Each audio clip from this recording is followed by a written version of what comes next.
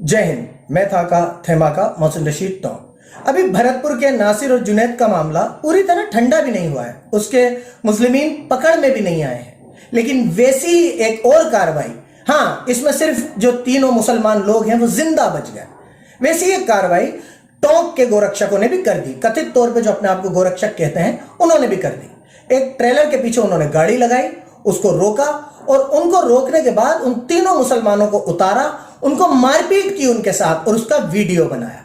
पहले देखिए ये वीडियो कि क्या हौसले हैं राजस्थान के अंदर अपने आप को गोरक्षा दल, गो सेवक कहने वाले इन लोगों के, कि ये पहले लोगों को पकड़ते हैं, उसके बाद उन्हें मारते हैं, खूनम खान करते हैं और वीडियोस बनाते हैं ताकि ये मैसेज दे सकें कि यहां पर कानून नहीं, हमारा राज चलेगा।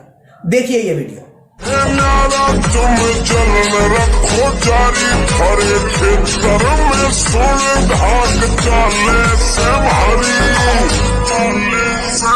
वो भरी महफिल भी हालेगी।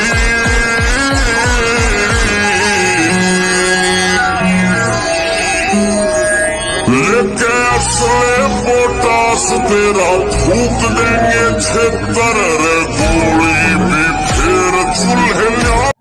यह वीडियो था टोंक का, यहां से कुछ 40-50 किलोमीटर दूर एक जगह का। वहां पर इन कथित गोरक्षकों ने इस ट्रेलर वाले को रोका।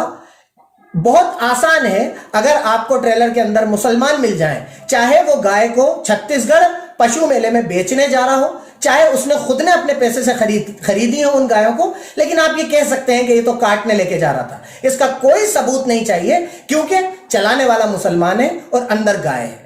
बात यह है कि मैं इनमें से किसी का जस्टिफिकेशन नहीं दूंगा, लेकिन यह जवाब देना पड़ेगा कि तुम्हें किसने यह हक दिया कि तुम एक ट्रेलर के पीछे गाड़ी लगाओ, उसको रोको, उसमें मौजूद मुसलमानों को जानवरों की तरह मारो, उनको खूनम खान कर दो, उनके वीडियो बनाओ, उसे सर्कुलेट करो और उसके बाद उन्हें पुलिस वालों के हवाले कर दो। अगर तुम्हारी मार से मर जाएं तो आग लगा दो, जिंदा बच जाएं तो जेल जाना तो तय है ही। यह हक राजस्थान में इन गोरक्षकों, गोसेवकों या कथित तौर पर आजाद हिंद गोरक्षा को किसने दिया? मैं गुजारिश करूंगा राजस्थान के मुख्यमंत्री अशोक गहलोत साहब से, मैं गुजारिश करूंगा टोंक एसपी साहब से, मैं गुजारिश करूंगा रफीक खान साहब, वाजिब अली साहब, जितने भी लोगों ने भरतपुर वाले मामले में आवाज उठाई। वो तो चलिए, वो फिर मामला हरियाणा में हुआ था, ये तो आपके सूबे में, आपके ही एक कांग्रेस की कॉन्स्टिट्यूएंसी में हुआ है। इन लोगों को खाली 151 में पाबंद करके छोड़ने की बात नहीं है, क्योंकि ये ऑर्गेनाइज्ड क्राइम है। ये मुसलमानों के खिलाफ एक सोची समझी प्लान करके एक ग्रुप बना के किया हुआ क्राइम है। उन्हें पकड़ना, उन्हें मारना, वीडियो बनाना और सर्कुलेट करना, इसमें जिन जिन लोगों के नाम हैं, जिन जिन लोगों के फोटोग्राफ्स हैं और जो जो गाड़ियां इसमें इस्तेमाल हुई हैं, उन सबको अरेस्ट करना चाहिए, उन सबको बंद करना चाहिए और इसमें मामला हेड क्राइम और मॉब लिंचिंग का होना चाहिए, ना कि 151 में पाबंद करके छोड़ने का। क्योंकि अगर इन तीनों में से जो मुसलमान थे, इन तीनों में से अगर एक आदमी मर जाता तो ये लोग बाकी के बचे हुए दो को भी सबूत मिटाने के लिए नासिर और जुनैद की तरह ही आग लगा के जिंदा जला देते। ये चीजें किसी भी कीमत पे बर्दाश्त नहीं की जाएंगी और मैं गुजारिश करूंगा टोंक एडमिनिस्ट्रेशन से कि इस मामले पे जल्द से जल्द कार्रवाई करें, इस ग्रुप में मौजूद हर एक लड़के को अरेस्ट करें, गाड़ियों को अरेस्ट करें और किसी भी तरह के आंदोलन या विरोध प्रदर्शन की गुंजाइश को खत्म कर दें।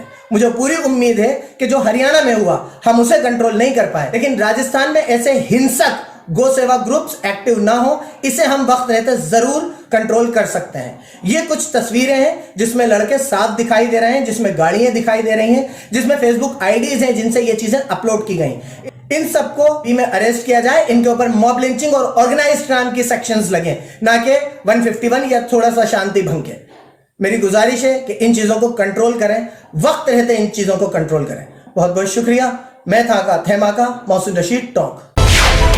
मिल्लत टाइम्स को आपकी जरूरत है, हमारी आप माली मदद करें।